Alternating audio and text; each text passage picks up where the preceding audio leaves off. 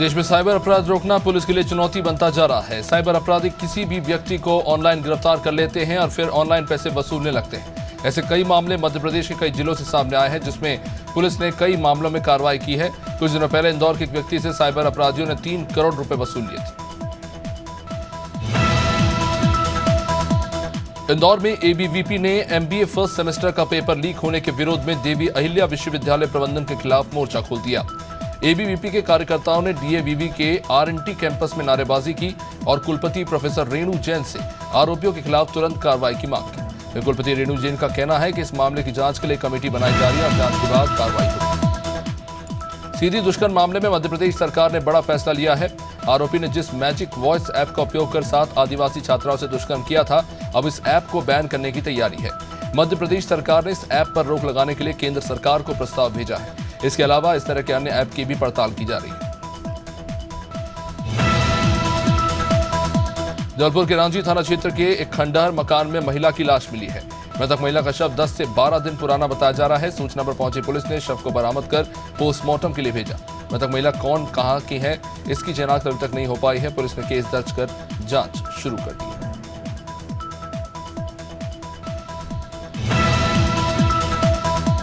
शिवपुरी की करेरा पुलिस ने एक मादक पदार्थ तस्कर को गिरफ्तार किया। पुलिस ने आरोपी के कब्जे से 25 ग्राम स्मैक और एक इलेक्ट्रॉनिक तोल कांटा जब्त किया है, जिसकी कीमत करीब 5,11,000 आकी गई है। फिलहाल पुलिस ने आरोपी के खिलाफ एनडीपीएस एक्ट के तहत केस दर्ज कर लिया है। साथ ही पुलिस कार्रवाई में जुट गई।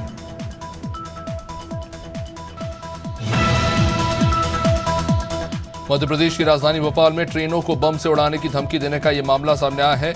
एक निजी न्यूज चैनल को अज्ञात नंबर से पहले मैसेज किया गया, उसके बाद फोन करके ट्रेनों को बम से उड़ाने की धमकी दी गई, जिसे लेकर निजी चैनल के एम्प्लॉय ने क्राइम ब्रांच में शिकायत की। इसके बाद पुलिस ने तेजी से कार्रवाई करते हुए आरोपी को चूना भट्टी से गिरफ्तार कर लिया, जिसने फेमस होने के चक्कर में अफवाह फैलाई। लोकसभा चुनाव के बीच दिल्ली में आप नेता और शिक्षा मंत्री आतिशी को कोर्ट से बड़ा झटका लगा है।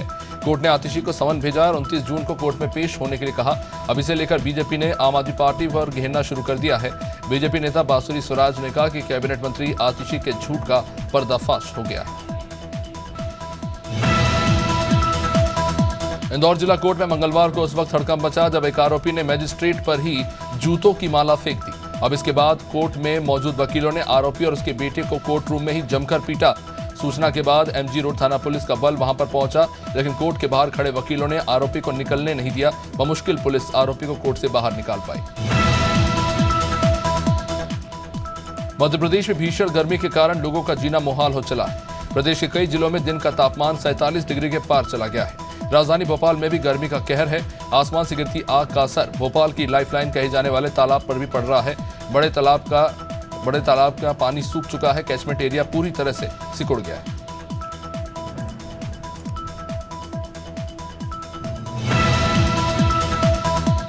देश के 10 शहरों को भिक्षावृत्ति मुक्त करने के लिए अभियान चल पड़ा है और इसी के तहत केंद्र सरकार ने स्माइल 75 प्रोजेक्ट में इंदौर का भी चयन किया है। जिला प्रशासन ने प्रोजेक्ट को डील करने की जिम्मेदारी इंदौर डेवलपमेंट कॉर्पोरेशन को दी है। केंद्र सरकार के सामाजिक न्याय एवं अधिकारिता मंत्रालय के अधिकारियों ने इंदौर में स्माइल प्रोजेक्ट के तहत किए कार्यों का अवलोकन किया और कलेक्टर, निगम आयुक्त समेत अन्य अधिकारियों के साथ समीक्षा की। मझौली में मनरेगा मजदूरों के रोजगार पर डाका डाला जा रहा है। पूरा मामला ग्राम पंचायत दोनी का है, जहां सरपंच और सचिव की मिलीभगत में मजदूरों को काम न देकर जेसीबी मशीन से तालाब का निर्माण कराया जा रहा है, जबकि मनरेगा योजना के तहत आचार संहिता में बिना किसी अनुमति के जेसीबी मशीन से कोई भी कार्य नहीं कराया जा सकता। वही अधिकारी ने इस मामले में कार्रवाई करने की बात की। नरसिंहपुर जिले के गोटेगांव सामुदायिक स्वास्थ्य केंद्र में 8 दिन के बच्चे की मौत का मामला सामने आया। परिवार वालों के मुताबिक बच्चे की तबीयत खराब होने पर उसे स्वास्थ्य केंद्र में भर्ती कराया गया था, जहां डॉक्टर ने बच्चे को 2 इंजेक्शन लगाने की बात कही थी। परिवार वालों का आरोप है कि डॉक्टर के गलत इलाज करने के चलते बच्चे की मौत हो गई। अब देखना होगा कि इस मामले में क्या कार्रवाई होती है। झाबुआ जिले से अवैध शराब का परिवहन धड़ल्ले से चल पड़ा है। सूत्रों का कहना है कि हर तीसरे दिन यहां से अवैध शराब की खेप भेजी जाती है और ये सब विभाग की नाक के नीचे हो रहा है, लेकिन कोई कार्रवाई इस पर की नहीं जा रही। अब इस बीच मुखबिर की सूचना पर पुलिस और आबकारी विभाग ने दमन जानने वाले अवैध शराब से भरे कुल 9 ट्रकों को पकड़ा। वाहनों में परमिट की वैधता खत्म होने के बावजूद कार्रवाई की गई। हरदा के पास 4 लेन पर कुछ युवाओं ने मोबाइल दुकान संचालक पर जानलेवा हमला कर दिया। पीड़ित की शिकायत पर सिटी कोतवाली थाने में 3 लोगों के खिलाफ मामला दर्ज किया गया है। दरअसल इमलीपुरा में रहने वाले अरबाज अली चिश्ती की मोबाइल रिपेयरिंग की शॉप है। उसकी दुकान पर एक युवक मोबाइल फाइनेंस कराने के लिए आया, लेकिन जब उसने कहा कि वो मोबाइल फाइनेंस नहीं करता है तो इस बात पर विवाद। गुना जिले में बंजारा समाज के एक युवक के साथ अमानवीय व्यवहार किए जाने का मामला सामने आया। युवक का आरोप है कि उसी के रिश्तेदारों ने उसे महिलाओं के कपड़े पहनाकर गले में जूते की माला पहनाई और मुंह पर काली पोती। युवक ने एसपी को दिए गए आवेदन में बताया कि 10 से 12 लोग जबरन अपने साथ ले गए और बंधक बनाकर उसके साथ मारपीट की। युवक मेन सिंह के मुताबिक उसे पूरे गांव में घुमाया। नर्सिंग कॉलेज फर्जीवाड़ा मामले में मुख्यमंत्री डॉक्टर मोहन यादव ने बड़ा एक्शन लिया। अपात्र नर्सिंग कॉलेजों के खिलाफ ताबड़तोड़ कार्रवाई चल रही है। मध्य प्रदेश सरकार ने मंगलवार को 31 जिलों में 66 नर्सिंग कॉलेजेस की मान्यता रद्द कर दी। ये कार्रवाई हाईकोर्ट के निर्देश पर की गई। ये कॉलेज इंडियन नर्सिंग काउंसिल यानी INC के मानकों पर की गई CBI जांच में है। गुना में भीषण गर्मी के बीच जिला अस्पताल में पानी की समस्या गहराती जा रही है। अस्पताल में लगे खराब कूलर और पानी की कमी के चलते मरीज और उनके परिवार वालों को काफी परेशानी हो रही है। हालत यह है कि लोग घर से कूलर और पंखे लेकर अस्पताल आ रहे हैं। बता दें कि गुना प्रदेश के सबसे गर्म जिलों में शामिल है और यहाँ तापमान अभी 47.2 डिग्री सेल्सियस पर पहुंच है। उन्नाव में छत से गिरकर एक युवक की मौत हो गई। घर वालों ने भट्टा मालिक पर हत्या का आरोप लगाया है। उन्नाव में जहां सदर कोतवाली क्षेत्र के हल्का नंबर 1 के ईंट भट्टे पर काम करने वाला ट्रैक्टर चालक छत से गिरकर घायल हो गया। बाद में परिवार वाले उसे उपचार के लिए अस्पताल में भर्ती कराया, जहां उसकी मौत हो गई। घर वालों ने भट्टा मालिक पर हत्या करने का आरोप लगाया है।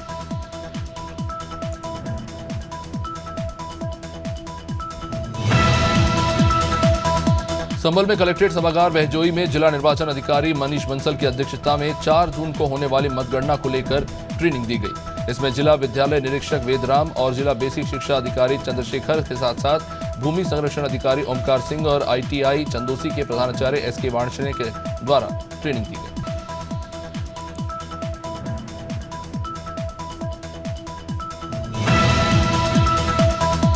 बदायूं में 24 मई से लापता किशोर का जंगल में छत विचत हालत में शव पाया गया, जिसकी बीते कई दिनों से पुलिस और परिवार के लोग तलाश कर रहे थे। काफी तलाश के बाद दूसरे दिन किशोर का ई-रिक्शा अरिल नदी के किनारे खड़ा मिला। परिवार वालों का आरोप है कि लूट के बाद किशोर की हत्या कर दी गई। परिवार के लोग पुलिस पर लापरवाही के आरोप लगाते हुए चक्का जाम करके बैठ गए। बुलंदशहर में पुलिस ने हत्याकांड का खुलासा किया, जिसमें पत्नी के अवैध संबंध के चलते पति की हत्या कर दी गई। हत्या करने वाला और कोई नहीं बल्कि पति का ही सुपरवाइजर है। सुपरवाइजर प्रदीप, जिसका अपने ही कर्मचारी की बीवी से प्रेम प्रसंग चल रहा था। इसके चलते प्रदीप ने कुछ लोगों की मदद से वीरेश की हत्या कर उसके शव को हाईवे पर फेंक कर फरार हो गए। पुलिस ने 4 आरोपियों को गिरफ्तार किया। बुरहानपुर जिले में आए दिन चक्रवाती तूफान से केले की फसल बर्बाद हो चुकी है, जिसके लिए सर्वे दल गठित किया गया है। मौके पर सर्वे दल ने पहुंचकर नुकसान का अवलोकन किया।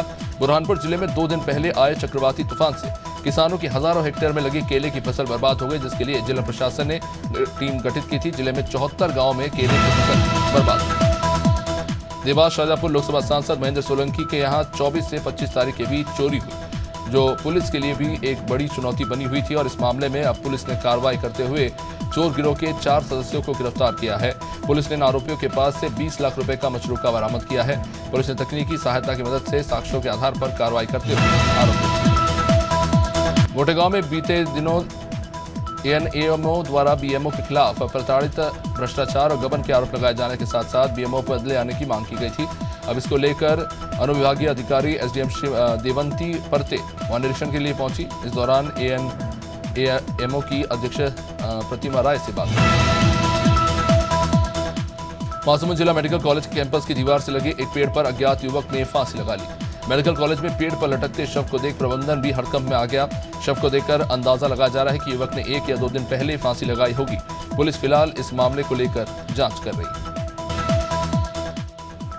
अमेठी में शॉर्ट सर्किट के चलते फर्नीचर की दुकान में जबरदस्त आग लगी। आग लगने से दुकान में रखे लाखों रुपए के कीमती प्लाई जलकर राख हो गए। बीती रात आग के लपटे देख स्थानीय लोगों ने दुकानदार को सूचना दी।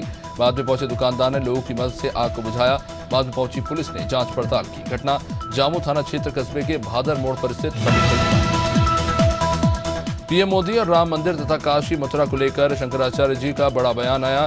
छतरपुर जिले के गढ़ा बागेश्वर धाम में पूरी पीठाधीश्वर शंकराचार्य निश्चलानंद सरस्वती से अयोध्या के बाद काशी मथुरा के बारे में पूछा गया तो उन्होंने मामला सरकार पर टाल दिया। उन्होंने कहा कि नेताओं की बातों पर हालांकि विश्वास नहीं किया जा सकता। तो इन्होंने गौ हत्या को लेकर भी सरकार पर सवाल पीएम मोदी और राम मंदिर तथा काशी मथुरा को लेकर शंकराचार्य जी का बयान आया है, जो काफी चर्चा में है। छतरपुर जिले के गढ़ा बागेश्वर धाम में पूरी पीठाधीश्वर शंकराचार्य श्री निश्चलानंद सरस्वती को से अयोध्या के बाद काशी मथुरा को लेकर पूछा गया तो उन्होंने मामला सरकार पर टाला। साथ ही उन्होंने कहा कि नेताओं की बातों पर विश्वास नहीं किया जा सकता। वहीं गौ हत्या के मुद्दे पर भी उन्होंने बेबाकी से अपनी बात की। देवेंद्रनगर में नौतपे में गर्मी के सारे रिकॉर्ड टूट रहे हैं। देवेंद्रनगर क्षेत्र के आसपास के गांव में पारा 45 से 46 डिग्री सेल्सियस तक दर्ज किया गया है। आम लोगों से लेकर पशु पक्षियों की हालत खराब है। दोपहर तक अत्यधिक गर्मी के कारण सड़कों पर सन्नाटा पसरा हुआ है। गर्मी का लोगों के कामकाज और व्यापार पर भी असर पड़ रहा है। शाम को मुश्किल लोग बाहर निकल पा रहे हैं।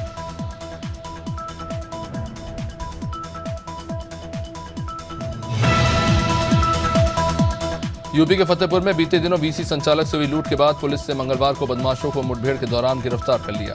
इस मुठभेड़ के दौरान पुलिस की जवाबी फायरिंग में 2 बदमाशों के पैर में गोली लगी और एक बदमाश को भागते समय पुलिस ने गिरफ्तार कर लिया। घायलों को इलाज के लिए अस्पताल पहुंचाया गया। पुलिस ने आरोपियों से हथियार भी बरामद किए।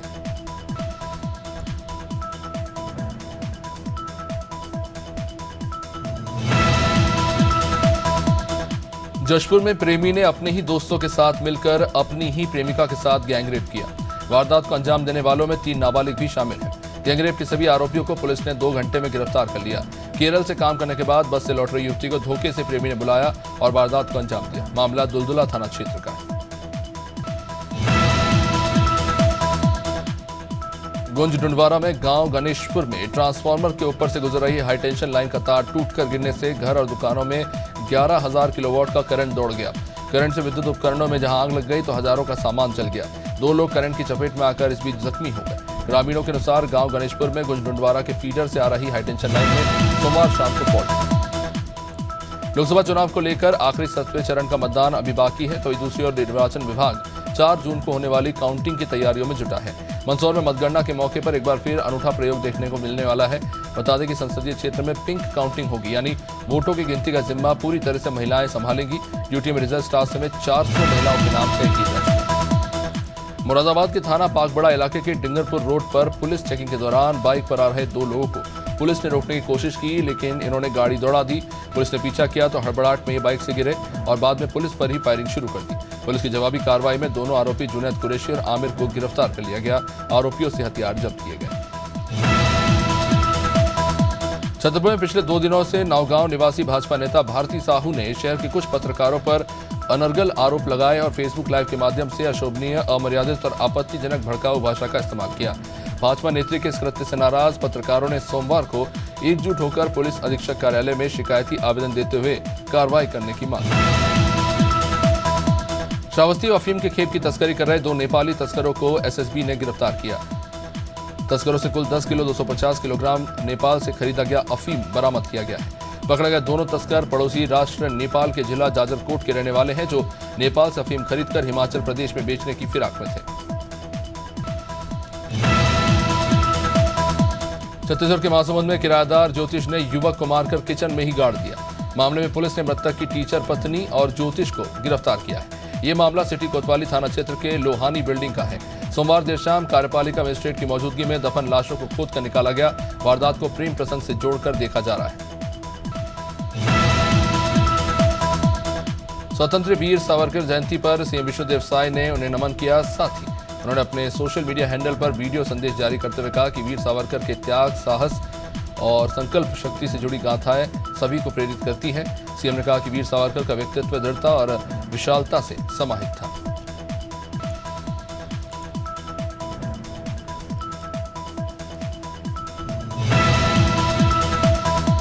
अंबिकापुर में शिक्षिका के साथ लाखों की ठगी करने का मामला। दरअसल जशपुर जिले में रहने वाली पीड़िता निजी स्कूल में शिक्षिका के पद पर पदस्थ है।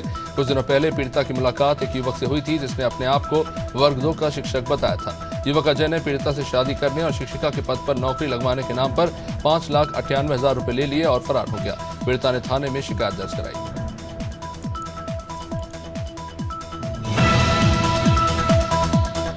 भिलाई में बेइज्जती के डर से एक महिला ने फांसी लगाकर आत्महत्या कर ली। दरअसल पड़ोस में रहने वाले नाबालिग युवक उसकी बेटी की अश्लील तस्वीर वायरल करने की धमकी दे रहा था और पिछले कई दिनों से ब्लैकमेल कर रहा था। ब्लैकमेलिंग के चलते लड़के ने कई बार रुपए भी लड़के को दिए, लेकिन इसके बावजूद लड़का माना नहीं। घर वालों ने थाने में रिपोर्ट भी करवाई पर कुछ नहीं हुआ। बाद में उसने फांसी लगा ली। छत्तीसगढ़ में जल्द ही 10,000 से ज्यादा पदों पर शिक्षकों की भर्ती हो सकती है। 4 जून को लोकसभा चुनाव के नतीजे आने के बाद आचार संहिता हटते ही कई विभागों में भर्ती की प्रोसेस शुरू हो जाएगी। दरअसल विधानसभा चुनाव और लोकसभा चुनाव के कारण कई महीनों से भर्ती नहीं हो पाई। कई विभागों में लंबे समय से नियुक्तियां पड़ी हुई हैं। आचार संहिता हटने के बाद लंबित प्रस्तावों की प्रक्रिया आगे बढ़ेगी। नौतपा का चौथा दिन छत्तीसगढ़ में इसका असर लगातार दिख रहा है। मौसम विभाग के मुताबिक आने वाले 4 दिनों तक प्रदेश में जबरदस्त गर्मी पड़ने वाली है। 31 मई तक रायपुर, बिलासपुर, दुर्ग संभाग के जिलों में लू का येलो अलर्ट जारी किया गया है। पश्चिम भारत से आ रही शुष्क हवाओं के कारण प्रदेश का मौसम गर्म होने लगा है। सोमवार को प्रदेश के 8 जिलों में अधिकतम तापमान 42 डिग्री के पार रहा। उप मुख्यमंत्री विजय शर्मा ने रायपुर एम्स पहुंचकर आईडी ब्लास्ट में घायल हुई महिला से मुलाकात की। साथ ही डॉक्टर से महिला के इलाज के बारे में जानकारी ली। बता दें कि बीजापुर के भीमापुरम गांव में नक्सलियों का छिपाया प्रेशर बम ब्लास्ट हो गया था, जिसकी चपेट में आने से महिला मड़कम सुक्की घायल हो गई। महिला का इलाज रायपुर एम्स में चल रहा है।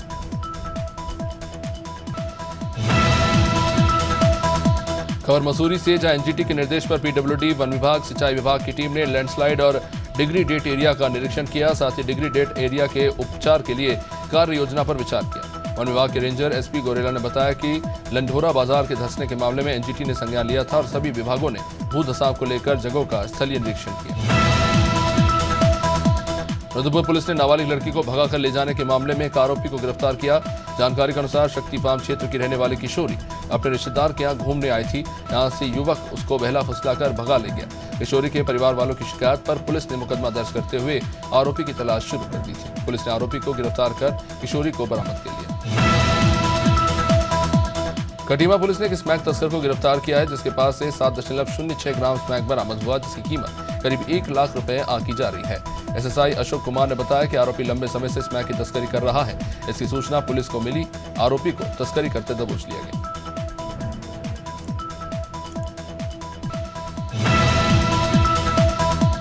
देहरादून में प्रशिक्षण मुख्य आरक्षी पुलिस दूरसंचार की दीक्षांत परेड का भव्य आयोजन किया गया। परेड में मुख्य अतिथि के तौर पर राज्य के डीजीपी अभिनव कुमार ने शिरकत की। इस दौरान डीजीपी ने उत्कृष्ट प्रदर्शन करने वाले प्रशिक्षुओं को पुरस्कार देकर सम्मानित किया। साथ ही सभी प्रशिक्षुओं को बधाई और शुभकामनाएं दी।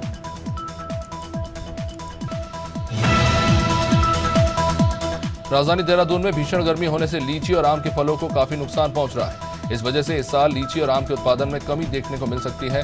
उद्यान विभाग के अपर निदेशक रतन कुमार ने लीची की फसल बचाने के लिए किसान को सिंचाई और स्प्रे करने की सलाह दी। साथ ही उन्होंने कहा कि राज्य में आम का उत्पादन करीब 13,000 मीट्रिक टन है और आम के किसानों को भी आम के उत्पादन के लिए सही से देखरेख करनी चाहिए। केदारनाथ धाम की कपाट देश विदेश के श्रद्धालुओं के दर्शनार्थ 10 मई को खोल दिए गए।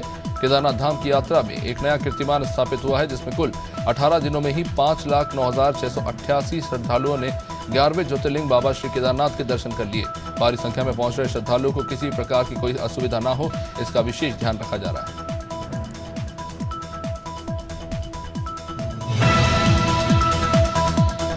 नक्सल में गंभीर हालत में विवाहिता की मौत हो गई। दरअसल लड़की की शादी 1 साल पहले ज्वालापुर के मोहल्ला धीरवाली में हुई थी। शादी के बाद से ससुराल वाले उसे दहेज को लेकर प्रताड़ित कर रहे थे। युवती के परिवार वालों ने बताया कि ससुराल वालों ने मारपीट कर विवाहिता को घर से निकाल दिया। हालत बिगड़ने पर विवाहिता का देवर उसे मायके छोड़ गया, जिसकी इलाज के दौरान मौत हो गई।